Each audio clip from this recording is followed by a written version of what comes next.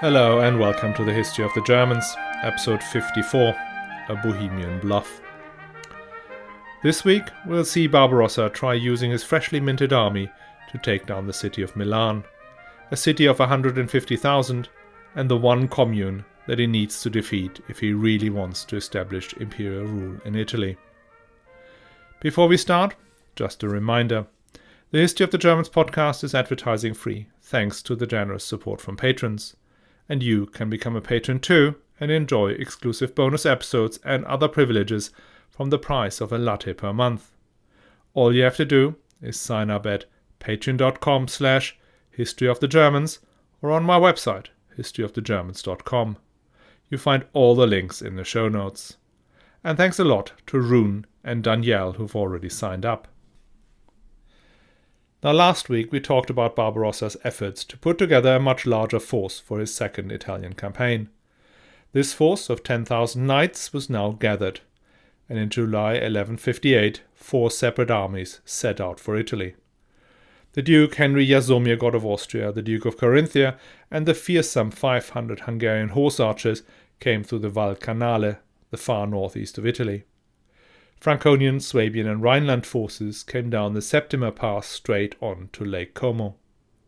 Berthold of Zähringen came down the westernmost route through Burgundy, and Barbarossa himself comes via the Brenner Pass. A mighty force indeed, but what was the plan? The plan was simple. Barbarossa wanted to make himself the ruler of Italy, a ruler even more powerful than Charlemagne or Otto the Great, a ruler who brings peace, law and order to Italy. Yes, I know. The immediate objective was to bring Milan to heel, a city that had insulted imperial honor more than once, and being the most powerful of the communes that needed to be subjugated if genuine control was to be established. How this was to work, the Italians were told well before the first war horse was settled, before the first ox cart rattled up the serpentines of the Alpine passes. The reason they knew was simple. Barbarossa had let them know. His two best men, Otto von Wittelsbach and Reinhard von Dassel, had been in Italy since January, rallying support for the emperor. Now Otto von Wittelsbach you've already met. The most fearsome warrior of the time, he was the man you called if you needed somebody's head smashed in. Reinhard von Dassel was the ideal complement to the Bavarian Agrippa. Reinhard was the man you called when you needed heads penetrated by thoughts rather than axes. Reinhard von Dassel was the second son of a rich count from Lower Saxony, and as such embarked on a career in the church. He advanced quickly and by 1157 was made imperial chancellor. This position had become increasingly important under Conrad III and now under Barbarossa. He was in charge not just of the production of imperial charters, but he would become one of the closest advisors of the emperor. How important he was in setting the imperial agenda is one of the most hotly debated questions about Barbarossa's reign. I will leave that open for now, and we may come back to it later. What is clear is that von Dassel took a very strong pro-imperial, anti-papal stance. He firmly believed that the empire was equal in honor and standing to the papacy, and that the emperor derives his authority not from the pope, but from God himself. The Holy Empire may be one of his inventions. He had already appeared last episode when he translated beneficium as fief in the letter from Adrian IV that started the whole brawl with the cardinals. He was of sharp intellect, well educated, and though we don't know where he acquired his education, had a thorough understanding of canon as well as Roman law. So, these two, the imperial brawn and the imperial brain, were down in Italy without an army, just protected by the imperial authority. They travelled from commune to commune and made the citizens and their consuls and senators swear an oath of allegiance to Barbarossa. Now let me quote the entire oath to you, because it gives you a great impression of what is about to come. So, here we go. Quote, I swear that from this time forth I shall be faithful to my Lord Frederick, the Emperor of the Romans, against all men, as is my lawful duty to my Lord and Emperor, and I shall aid him to retain the crown of the Empire and all his prerogatives in Italy, namely and specifically the city of X, and whatever jurisdiction he is entitled to have in it, or in his power over the county or bishopric of X. I shall not deprive him of his royal rights here or elsewhere, and if they should be taken from him, I shall in good faith aid him to recover and retain them. I shall be party to no plot or deed to cause him the loss of life or limb or honor, or to be held in dire captivity. Every command of his, given me personally or in writing or through his representatives rendering justice, I shall faithfully observe, and I shall by no evil means evade hearing or receiving or complying with it. All of these things I shall observe in good faith without deceit. So help me God and these 4 Gospels." End quote. This translation is, by the way, taken from John B. Freed's recent biography of Frederick Barbarossa, the first biography in English, and a really great one at that. So let's unpack this. What the communes swear here are 2 things. One is that they commit to help the emperor in his military operations in Italy. Now this is not unusual. We have seen before that the emperor, so king of the Romans, could rely on support from some Italian communes. The second part, on the face of it, does not seem to be anything new either. The commune promises to respect and, if lost, help recover the ancient rights of the empire.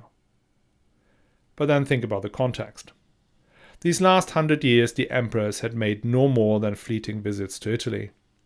Though they kept issuing charters to Italian counts, bishops, cities, nobles and monasteries, they did not exercise any actual power in Italy, outside their occasional campaigns.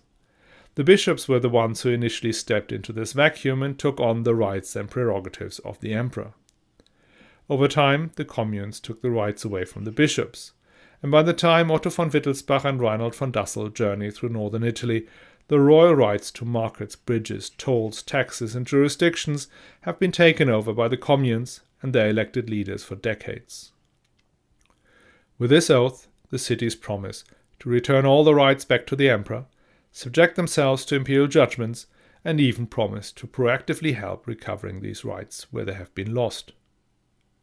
Apparently, 57 Italian communes swore the oath and sent troops to the emperor. 57. Some, like Cremona and Pavia, were longtime allies of the empire.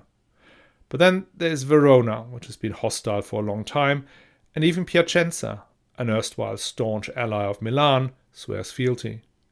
Modena, Ferrara, Mantua, places further south who have stayed out of the way of the fighting, sign up. And even Rome, where just 3 years earlier Barbarossa's knights had piled up the bodies, sent soldiers to the imperial army. In total, the Italians may have added 5,000 knights and a lot more infantry to the campaign. And that leaves you with one question. Why on God's wide earth did these proud communal leaders swear an oath of submission? These communes, that did regularly fight each other with astonishing brutality over even the mildest indication of contempt for their rights, why would they subject themselves to imperial justice? Not only that, but offer military assistance in his efforts to make them obedient. Now several reasons spring to mind. The first was that Milan had become ever more aggressive and ever more dominant after the emperor had returned home in 1155. They had again destroyed the barely rebuilt Lodi, overran Novara, and built a new bridge over the Ticino River to attack and then defeat their greatest enemy, Pavia. Meanwhile, Brescia, an ally of Milan, had attacked and defeated Bergamo. Altogether, Milan had become disconcertingly powerful. And every time a city like Milan expands its territory, it gains new neighbors. And new neighbors means new enemies. Hence, even cities that were traditionally hostile to the empire wanted to give support to this campaign just to re-establish the balance of power. The second consideration was the one that always applied to Italian campaigns. They do not last very long. Ever since anyone in Italy could remember, the Germans never stayed more than 18 months. Signing some piece of paper that would keep these fearful warriors away for now was a cheap price to pay. In particular, when you can file this paper in the great dustbin in the sky once the emperor turns his horse towards the Brenner Pass. And maybe you can get him to burn down your neighbor in the process. And there was a third reason. Barbarossa and his paladins, Otto von Wittelsbach and Reinhard von Dassel, had gained a level of authority not seen in an imperial administration for 100 years or more. Barbarossa's success in unifying the chaotic kingdom north of the Alps did not go unnoticed, nor the respect he commanded amongst the kings of France, England, and Hungary. Imperial PR had become clear, concise, and convincing, in part thanks to the brilliance of Reinhard von Dassel. The military feats of Otto von Wittelsbach and others were the talk of all of Italy, and they kept adding to them. So when the two envoys came down to Ravenna and encountered some senior citizens who they suspected of treason, Otto and Reinhard immediately charged them with just 10 armored riders, though their opponents numbered 300 knights. Just by the way, senior citizens does not relate to age, but to power. Otto and Reinhard took many of them prisoner, and Ravenna instantly caved and swore allegiance. So did Ancona, despite the sizable Byzantine garrison they hosted in their midst. So, for the Italians, all this was seen as a transitory thing. There would be good boys and girls for the time the emperor and his mighty warriors are in Italy and help putting Milan back in his place. But just wait, until he and his fearsome friends are back home, then the gloves are off and the old games start again.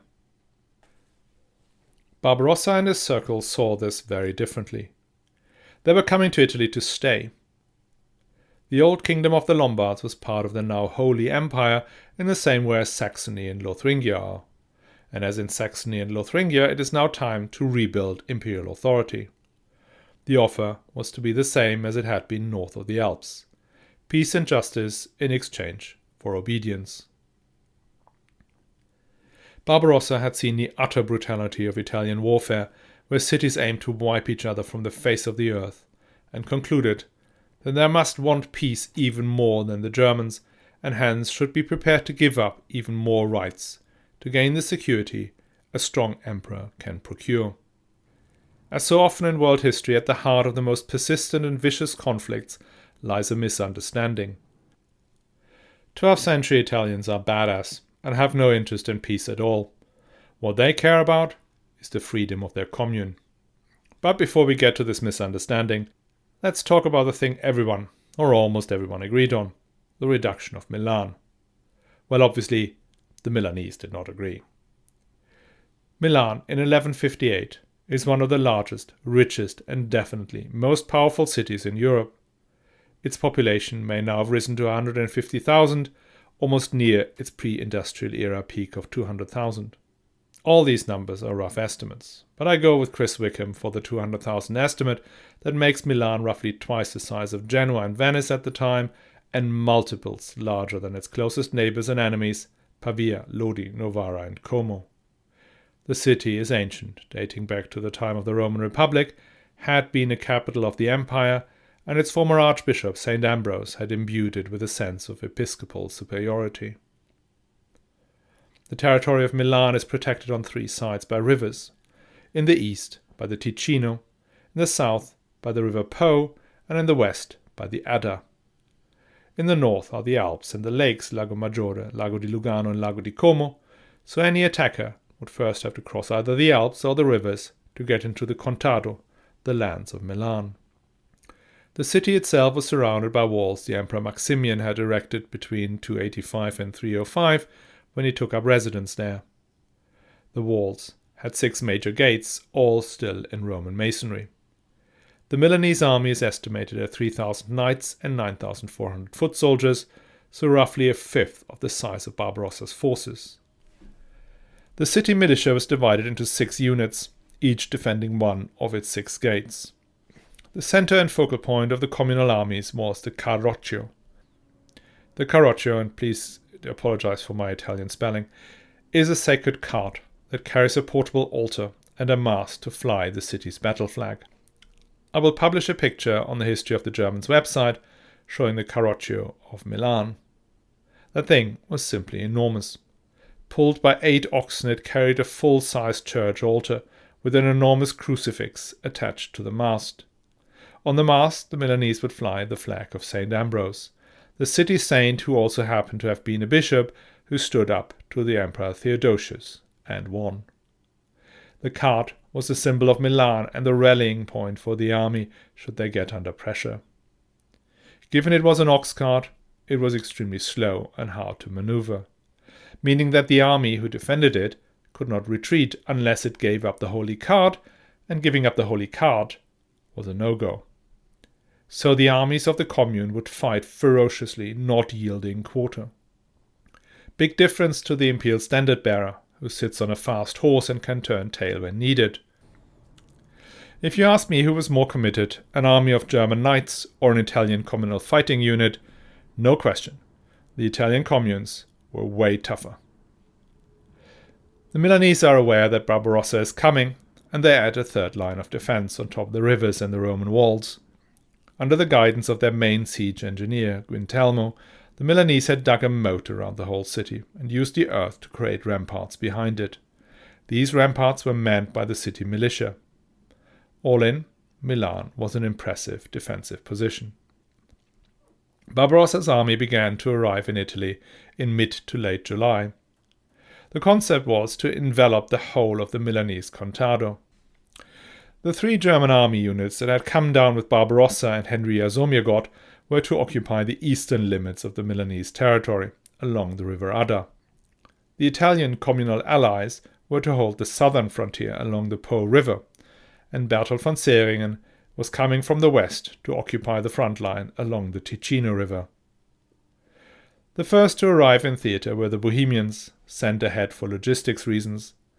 The army was simply too large to come down in one go.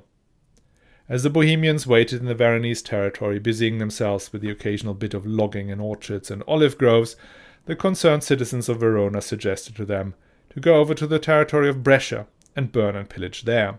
At least that was enemy territory. And that the Bohemians did as told, with great success. Brescia gave up their alliance with Milan, paid some fine gold, swore the oath, and even sent soldiers to reinforce Barbarossa's army.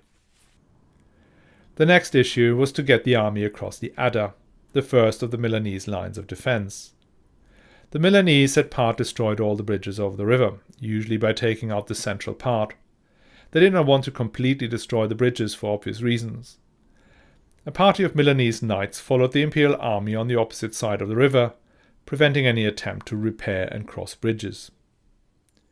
Barbarossa split his army and left one detachment at the bridge at Trezzo, while moving the bulk of the army further south to Cassano, where there was another bridge. Milanese forces occupied the opposite sides of both bridges. Under the cover of darkness, the King of Bohemia and his men travelled further south, searching for a place to ford the river. The Adda comes straight from the Alps, and the melted snow had turned the otherwise mellow stream into a torrent. Vladislaus and his men found what they thought was a suitable crossing and plunged in.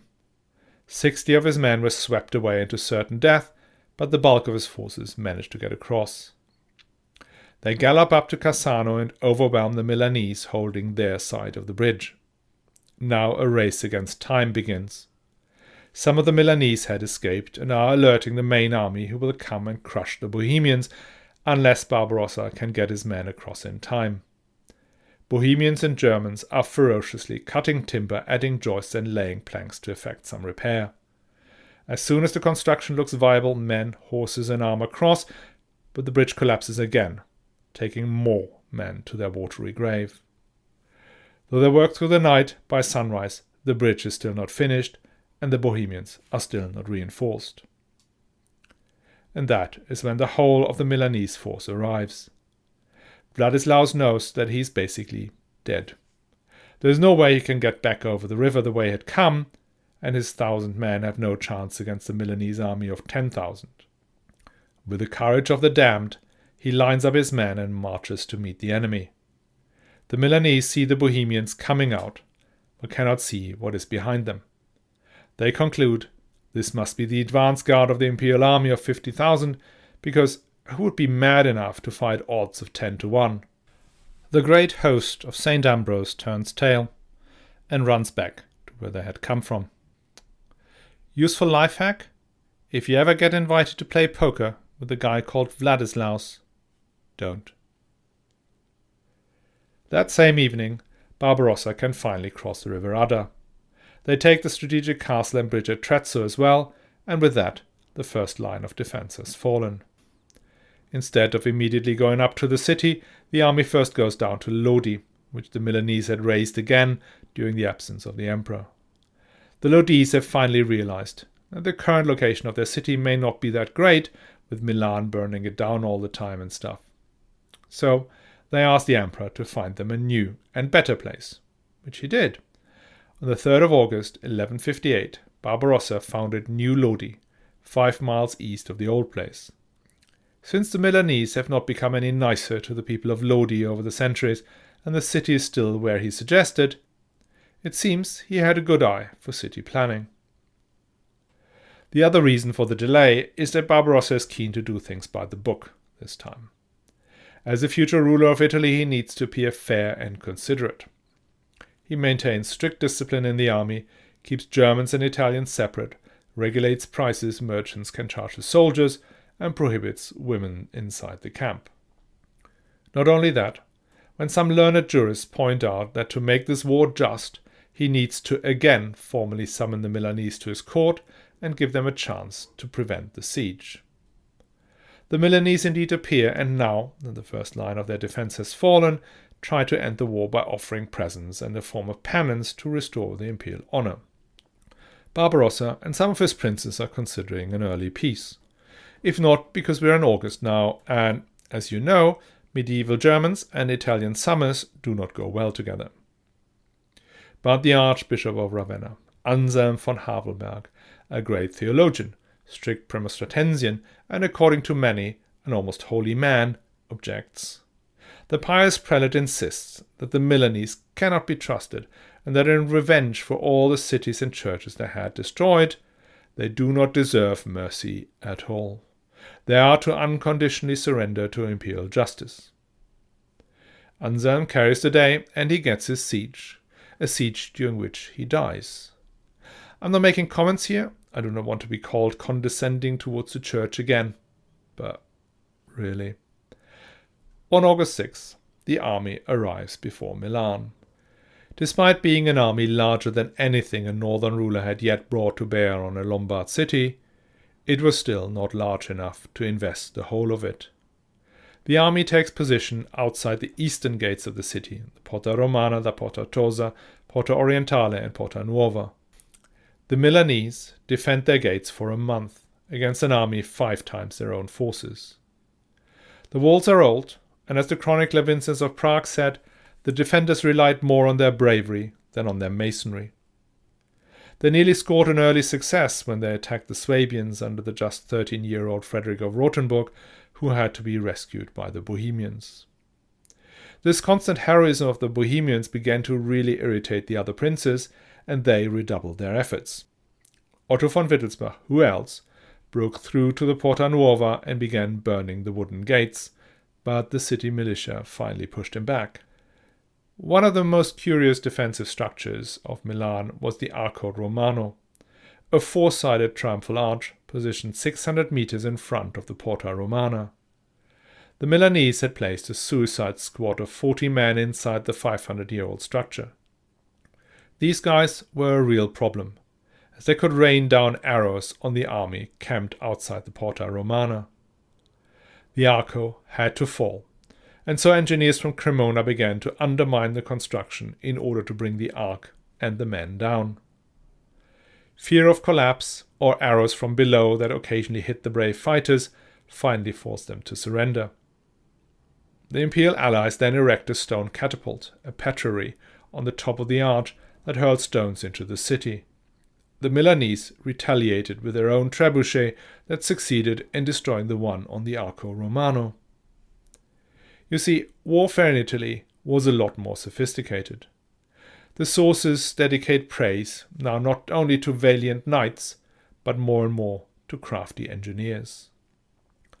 But it wasn't all that sophistication that brought Milan down.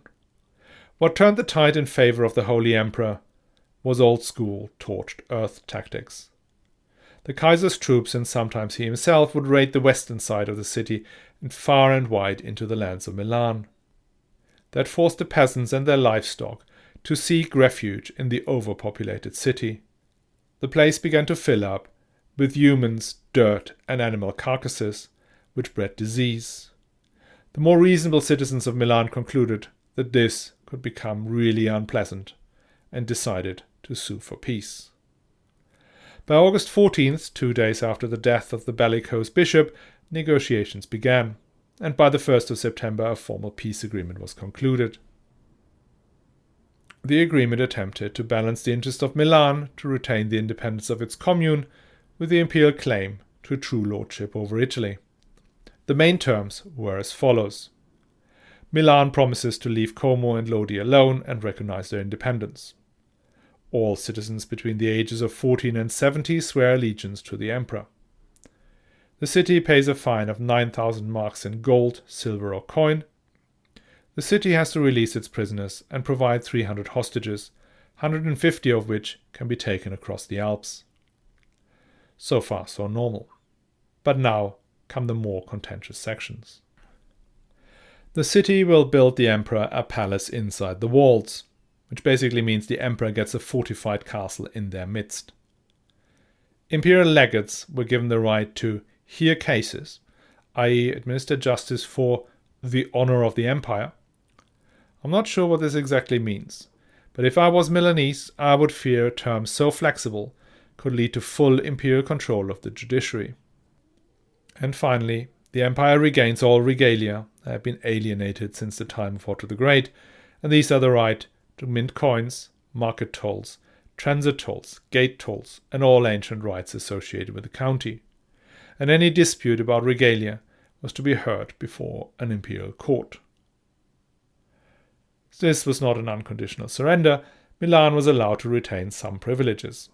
Namely, they were allowed to continue to elect their consuls, though these needed imperial approval and had to personally come and swear allegiance. Milan was also allowed to retain its alliances with Tortona, Crema, and Isola Comicina. After the signing of the agreement comes the ceremonial capitulation and restoration into Frederick's grace. That took place on September 8th outside the Porta Romana in the Great Imperial Tent, a tent Barbarossa had received as a present from King Henry II of England. These tents were often huge and highly decorated. The original obviously no longer exists, but there is an Ottoman Sultan's tent in the Royal Palace in Dresden that can give you an impression of what this one would have looked like. The one in Dresden is 20 meters long and 5 meters high. Its inside is embroidered with a paradise garden. It is so large and so decorated that it recently took 35 restorers 6 years to recreate the original impression. Now inside this tent sit Barbarossa and the King of Bohemia in the full splendor of their ceremonial robes, wearing their crowns. The first to arrive are the Archbishop and the clergy of Milan carrying crosses, liturgical books and censers, wearing their vestments. The Archbishop is greeted with a kiss of peace and allowed to take his place amongst the other archbishops. Then follow 12 consuls of Milan. In disheveled garb, barefoot and bearing drawn swords upon their necks, they approach. One of them, Oberto Zaborto, addresses the emperor. "We have sinned. We have acted unjustly. We beg for forgiveness. Our necks which we bow to your lordship and sword are those of all Milanese, and with these swords all our weapons are subject to imperial power." Frederick then takes each consul's sword off their necks, hands it to a servant, and receives them back into his grace. This is another one of these great medieval stage shows. Yes, the consuls have formally declared their submission to the emperor's sword, i.e. have allowed him to have them, as well as all the other citizens of Milan, decapitated right there. But that was never going to happen. The two sides had negotiated every single move in detail. They had debated whether the consuls could wear shoes, which was denied, but they were relieved from having to completely prostrate themselves before the emperor. The Archbishop of Milan concludes proceedings by saying Mass under the Ambrosian rites, a special liturgy only performed in Milan in commemoration of its great bishop. Though the terms are harsh, they are not a complete humiliation, and that final act, the Ambrosian Mass, was an olive branch to the great city. With Milan submitting to his rule, its allies also fell in line, and Barbarossa could now truly call himself the King of the Lombards, the first time since probably Henry III any emperor could. He dismisses most of the army and begins preparations for the next act in the process of cementing control over the southern part of the empire, the laws of Roncaglia. But those will have to wait until next week. For now, we leave him enjoying the autumn sunshine in Italy, the richest land in Europe he had fully subdued in just 3 months. Or so he thinks. See you next week. And in the meantime, if you feel like supporting the show or want to get hold of these bonus episodes, sign up on patreon.com/historyofthegermans. All the links are in the show notes.